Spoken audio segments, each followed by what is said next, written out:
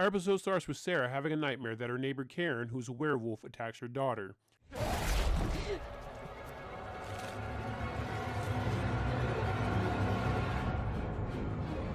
Hello, Sarah.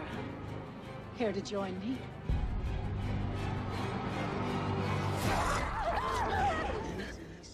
She wakes up and asks her husband, Chief Monahan, why he wants to stay in the gates now that she has been told the secret that it's a neighborhood of monsters.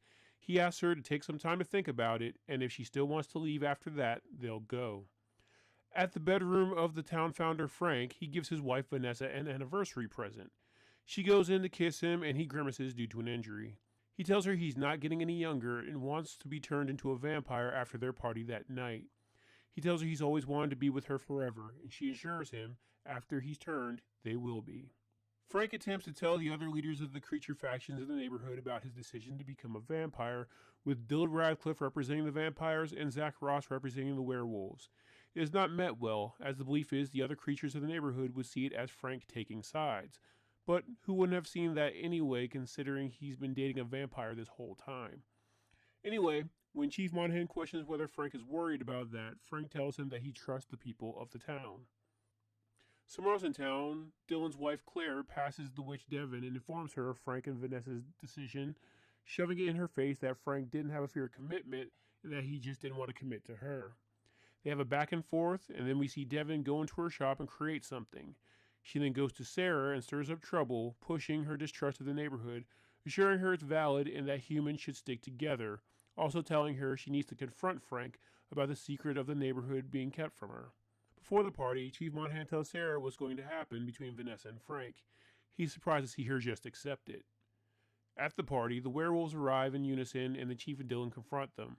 The werewolves end up apologizing and Coach Ross and Frank shake hands. Elsewhere at the party, two of Sarah's friends, Claire and Karen, approach her and try to explain themselves to her, hoping she understands that just because they're creatures doesn't mean they still aren't her friends. She walks away from them and instead goes to talk to Frank.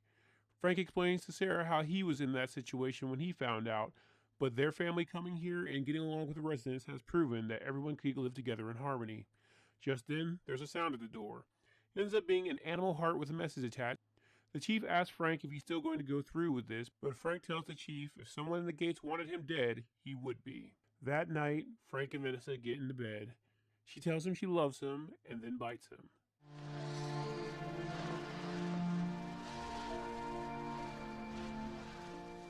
I love you, Frank.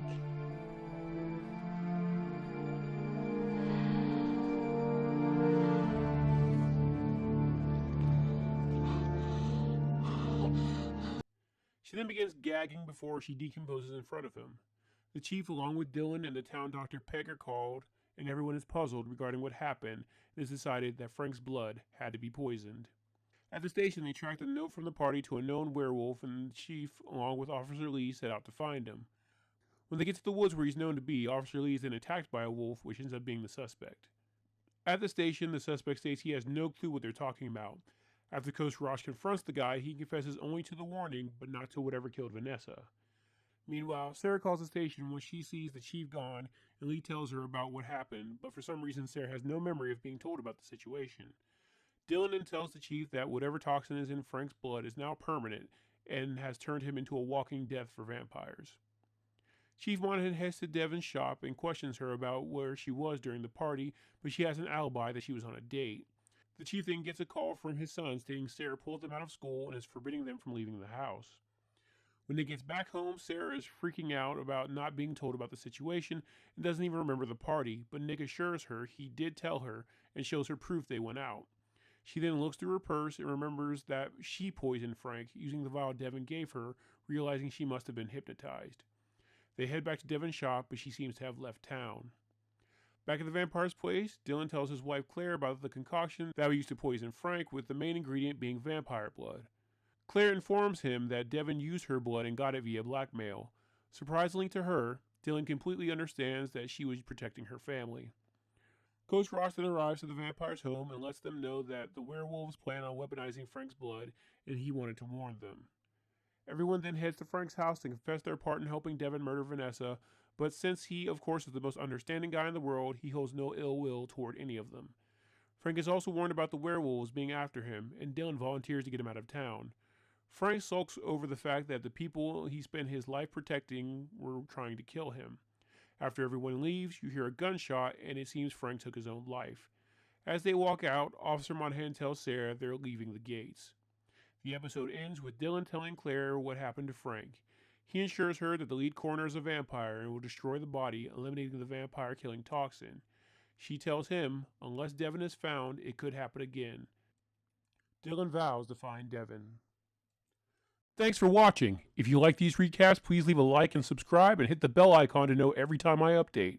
There is now an option to be a channel member where you'll get access to exclusive recaps from late night vampire catalogs like Showtime, Cinemax After Dark, USA Up All Night, and much more. If you want to help my channel grow, please check out my Patreon where members can get exclusive content that can't be uploaded on YouTube along with download options. Link is in the description.